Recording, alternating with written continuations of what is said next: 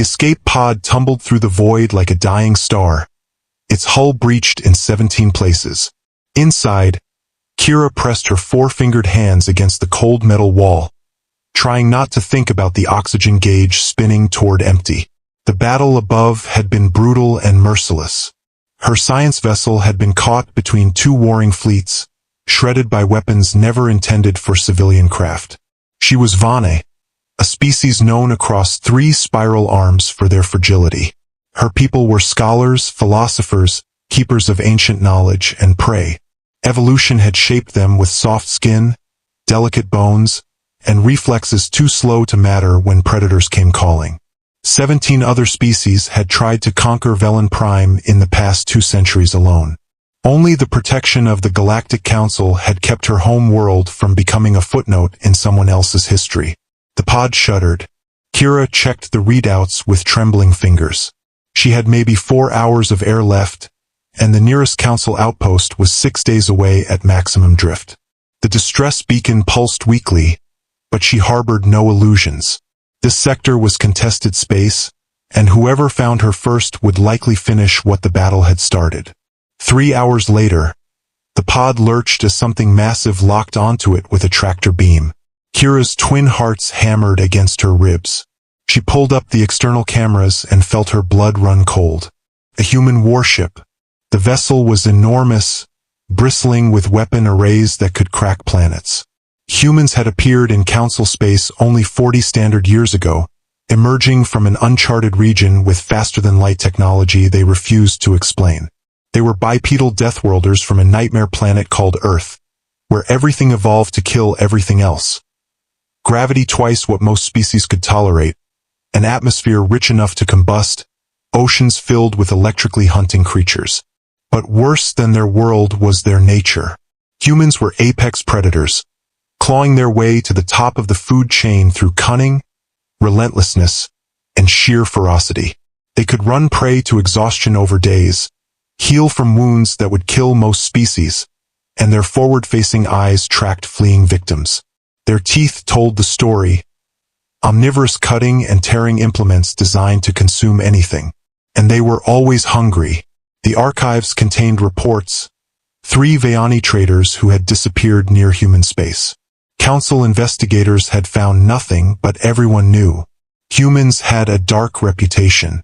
They took prisoners, and those prisoners were never seen again.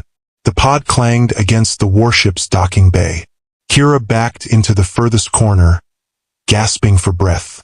She could hear heavy footsteps outside, multiple individuals. The external lock hissed and disengaged.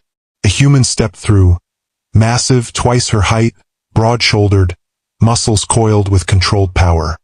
His eyes locked on her, and every instinct screamed danger. "Easy there," the human said, his deep voice rumbling.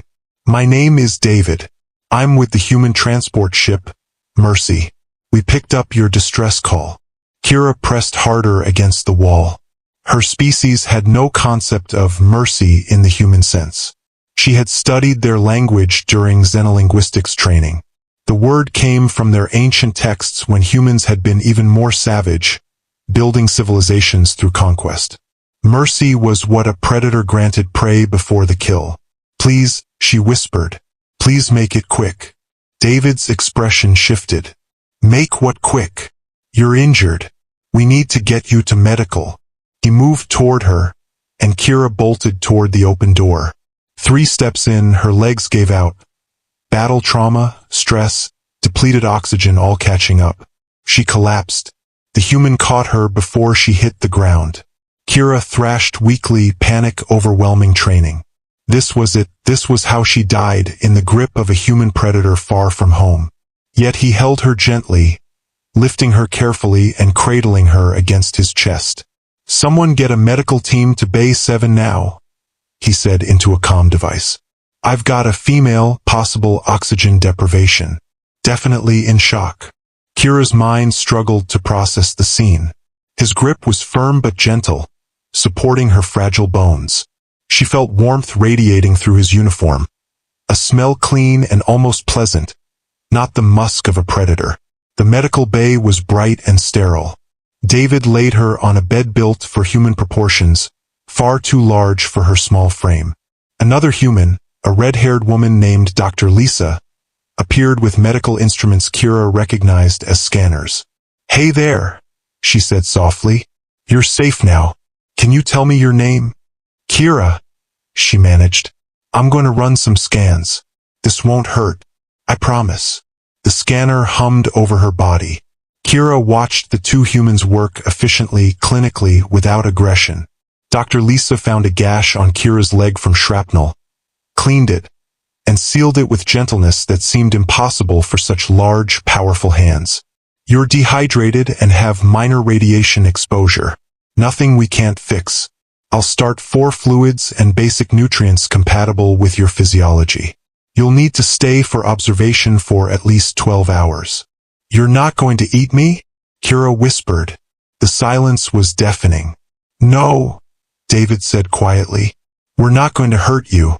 But yes, we are predators. Reports say Vani who encounter humans alone disappear." Dr. Lisa pulled up a chair to Kira's eye level. "I know the rumors, but much of it isn't true. Humans evolved as hunters, yes, but also as caretakers. We nurture, guard, and protect.